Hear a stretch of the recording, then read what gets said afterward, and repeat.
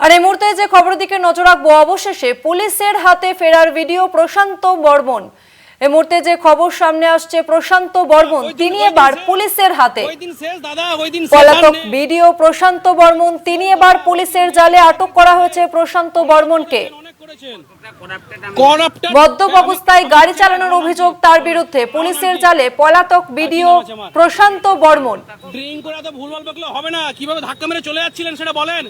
আপনার বিবেক আছে? স্বর্ণ ব্যবসায়ী খুনে অভিযুক্ত এই ফেরার ভিডিও প্রশান্ত বর্মন। আপনি চলে যেতেন, আপনি চলে যেতেন কি থাই দাঁড়াতো আসতে পারতাম না তো। হ্যাঁ, গাড়ি লেগে আপনি আসতে পারলেন।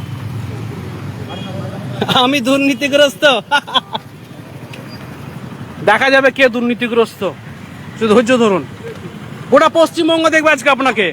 আপনার একটা রূপ দেখেছে আর একটা রূপ দেখবে। আপনি যে ড্রিঙ্ক করে বেলাগাম গাড়ি চালান, মানুষকে ধাক্কা মারার পর আপনি দাঁড়ান না, ঠিক আছে? আপনি যাবেনই তো, আপনি তো জেলে যাওয়ার মতনই তো কাজ করেছেন। এটা অন্যায় নয়? আপনি বলুন তো, আপনি একজনকে ধাক্কা মারলেন, দাঁড়ালেন না, এটা অন্যায় নয়? ইনি প্রশান্ত বর্মন, চিনেন তো? কেন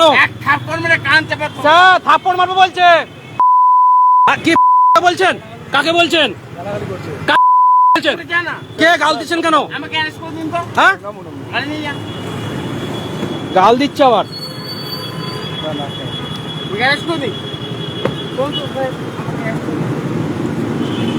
মদ্য অবস্থায় গাড়ি চালিয়ে পথচারীকে ধাক্কা, বিধাননগর পুলিশের হাতে আটক পলাতক ভিডিও প্রশান্ত বর্মন। আরো বিস্তারিত জানাবে আমাদের সঙ্গে ফোন লাইনে রয়েছে প্রতিনিধি শাকিল মুস্তাক। শাকিল, এই প্রশান্ত বর্মন, তার বিরুদ্ধে একাধিক অভিযোগ রয়েছে এবং অবশেষে পুলিশের জালে প্রশান্ত বর্মন, কি জানতে পারছো শাকিল? তত্ত্বাবধানে সোনা ব্যবসায়ী স্বপন কামিল্য অপহরণ ও খুনের মামলায় মূল অভিযুক্ত জলপাইগুড়ি রাজগঞ্জের অপসারিত ভিডিও প্রশান্ত বর্মন, তাকে গ্রেপ্তার করা হয়েছে গতকাল রাতে। ইকোপার্ক থানার পুলিশ তাকে গ্রেপ্তার করেছে। মূলত গতকাল রাতে নিউ টাউনের রাস্তায় মদ্যপ অবস্থায় গাড়ি চালাচ্ছিলেন এবং দুর্ঘটনা ঘটানো এবং স্থানীয় বাসিন্দাদের সঙ্গে অসভ্য আচরণ এবং বচসায় জড়ানোর অভিযোগেই তাকে কিন্তু মূলত গ্রেপ্তার করা হয়েছে।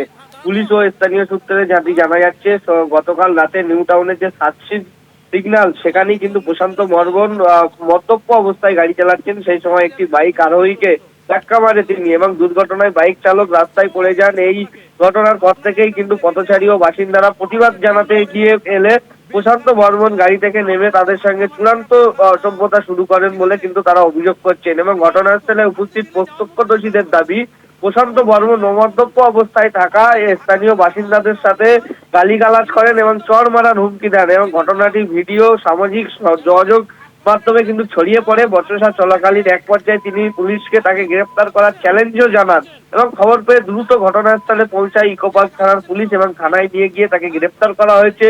এবং গত বছর যে অক্টোবর মাসে সল্টলেকের তত্ত্বাবধানে সোনা ব্যবসায়ী স্বপন কামিল্য যে নিখোঁজ হন, তারপরে নিউ টাউন থেকে তার দেহ উদ্ধার হয়। এই ঘটনায় মূল অভিযুক্ত হিসাবে রাজগঞ্জের তৎকালীন ভিডিও প্রশান্ত বর্মনের নাম উঠে আসে এবং কলকাতা হাইকোর্ট, দেশের শীর্ষ আদালত সুপ্রিম কোর্ট, তার আগাম জামিনের আবেদন খারিজ করে যাওয়ার পর চলতি বছরের যে জানুয়ারি মাসে তার পদ থেকে অপসারিত করা হয়। পুলিশের খাতায় দীর্ঘদিন ধরে তিনি পলাতক হিসেবেই চিহ্নিত ছিলেন। অবশেষে নিউ টাউন ট্রাফিক আইন লঙ্ঘনের অসভ্য আচরণের জেরে কিন্তু পুলিশের জালে তিনি ধরা পড়েছেন। ইতিমধ্যেই ইকোপার্ক থানার পুলিশ গোটা ঘটনার ইতিমধ্যে তদন্ত শুরু করেছে। ধন্যবাদ শাকিল।